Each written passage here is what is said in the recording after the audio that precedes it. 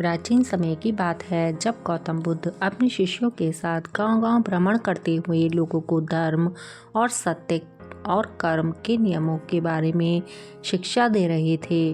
उनके उपदेशों में हमेशा यह बात होती कि हमारे कर्म ही हमारे जीवन की दिशा और स्थिति को निर्धारण करते हैं।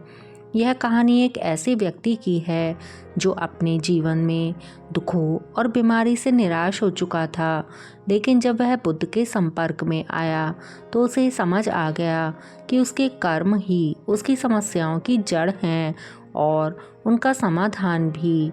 एक धनी व्यापारी था। उसके पास धन दौलत की कोई कमी नहीं थी, लेकिन वह गंभीर रूप से बीमार रहता था। उसका शरीर कमज़ोर हो गया था, त्वचा पीली पड़ गई थी, वह हमेशा थकान महसूस करता। उसने बहुत से वैद्यों और चिकित्सकों से अपनी बीमारी का इलाज करवाने की कोशिश की, लेकिन कोई भी उसकी बीमारी नहीं पकड़ पाया। उसकी पत्नी और परिवार के अन्य सदस्य भी उसकी इस हालत से बहुत परेशान थे। उसका मन हमेशा बेचैन रहता। वह सोचता, मैंने ऐसा कौन सा पाप किया है जिसके कारण मुझे इतनी गंभीर बीमारी झेलनी पड़ रही है। भगवान मेरे साथ ऐसा क्यों कर रहे हैं। एक दिन उसके मित्र ने उसे बताया कि गौतम बुद्ध इस समय वन में ठहरे हुए हैं। वे बहुत ज्ञानी और करुणामय हैं।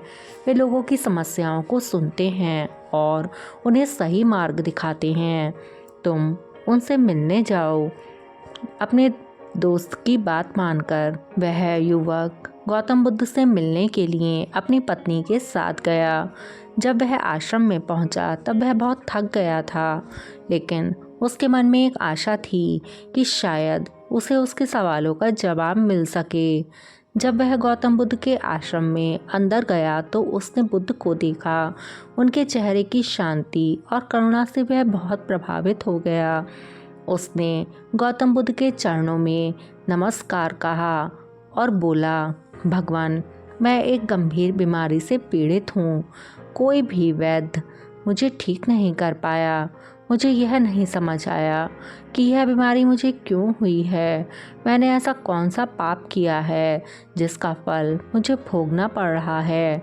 कृपया मुझे इसका कारण बताएं और इससे बाहर निकलने का रास्ता बताएं। बुद्ध ने उसकी तरफ ध्यान से देखा और कहा, बस तुम्हारी स्थिति तुम्हारे पिछले कर्म हैं। बीमारी और स्वास्थ्य का गहरा संबंध हमारे कर्मों से होता है, लेकिन इससे पहले मैं तुम्हें इसका पूरा अर्थ समझाऊं, मैं तुम्हें एक कहानी सुनाता हूँ। बुद्ध ने कहा, बहुत समय पहले एक राजा था जो अपने राज्य में बहुत प्रसिद्ध था, लेकिन वह बहुत ही स्वार्थी और क्रूर था। वह अपने स्वार्थ की पूर्ति के लिए गरीब प्रजा पर अत्याचार करता, अनावश्यक कर लगाता और कभी किसी की कोई मदद नहीं करता। वह जानवरों का शिकार करता और अपनी खुशी के लिए उनकी हत्या कर देता। कई सालों तक ऐसा ही चलता रहा। राजा ने सोचा कि उसका जीवन बहुत सुखी है और उसे कोई सज़ा नहीं मिलेगी, लेकिन जैसे जैसे वह बूढ़ा हुआ उसे अजीब अजीब बीमारियां घेरने लगीं। उसका शरीर गलने लगा। कोई भी वैद्य उसे ठीक नहीं कर पाया। राजा ने सोचा, मैंने ऐसा क्या किया है जो मुझे इतनी भयानक सज़ा मिली है। तभी एक साधु उनके दरबार में आया। उसने कहा, राजन, यह तुम्हारे कर्मों का ही परिणाम है। तुमने अपने जीवन में जो क्रूरता और अन्याय किया है वही अब तुम्हारे शरीर को बीमार कर रहा है। तुम्हें अपने बुरे कर्मों का फल भोगना ही होगा, लेकिन यदि तुम अपने शेष जीवन में अच्छे कर्म करोगे तो तुम्हें आने वाले जन्मों में शांति मिलेगी। राजा ने साधु की बात मान ली और अपने जीवन में बदलाव किए। उसने अब लोगों की मदद करनी शुरू की, दान देना शुरू किया, जीवों के प्रति करुणा का भाव रखने लगा। उसकी बीमारी धीरे धीरे तो नहीं, लेकिन कुछ हद तक ठीक हो गई। जब तक वह मृत्यु को प्राप्त हुआ तब तक वह पूरी तरह ठीक हो चुका था। उसका अगला जन्म शांतिपूर्ण और सुखी हुआ। कहानी सुनने के बाद बुद्ध ने उस युवक से कहा, भंते, जैसे उस राजा के बुरे कर्म उसके दुखों का कारण बने, वैसे ही हमारे कर्म भी हमारे जीवन में होने वाली अच्छी और बुरी घटनाओं के लिए जिम्मेदार होते हैं। तुम्हारी बीमारी भी तुम्हारे पिछले कर्मों का परिणाम है।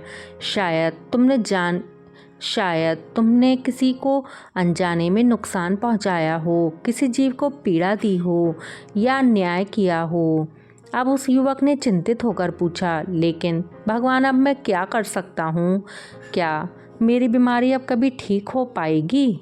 बुद्ध ने शांत स्वर में कहा, तुम्हारा वर्तमान कर्म तुम्हारे भविष्य को बदल सकता है। यदि तुम अपने जीवन में करुणा, प्रेम और दया का भाव रखोगे तो ना इससे तुम्हारा मन शांत होगा, बल्कि तुम्हारे शारीरिक कष्ट भी कम हो जाएंगे। अपने मन से द्वेष, घृणा और नकारात्मकता को हटाओ, अपने कर्मों को सुधारो, प्राणियों के प्रति दया का भाव रखो और नियमित ध्यान और सत्कर्म से तुम्हारा जीवन धीरे धीरे बदल जाएगा। बुद्ध ने उसे ध्यान करने की विधि सिखाई, उसे अपने मन को शांत रखने के लिए कुछ विशेष प्रार्थनाएं करने के लिए कहा। उन्होंने यह भी कहा, जब तुम्हारा मन शांत होगा तो तुम अपने कर्मों को सही दिशा में ले जाओगे और तुम्हारी बीमारी भी ठीक हो सकती है। लेकिन सबसे महत्वपूर्ण बात यह है कि तुम अपने कर्मों के प्रति सजग रहो। अब उस युवक ने बुद्ध की बातें ध्यान से सुनी, उन्हें अपने जीवन में उतारने का निश्चय किया।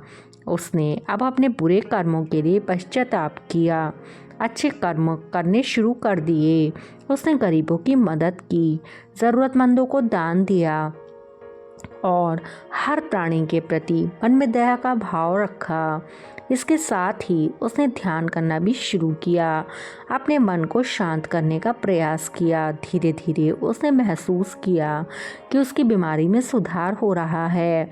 अब उसे अपना शरीर पहले से ज़्यादा स्वस्थ लगने लगा, उसका मन भी शांत और संतुलित हो गया।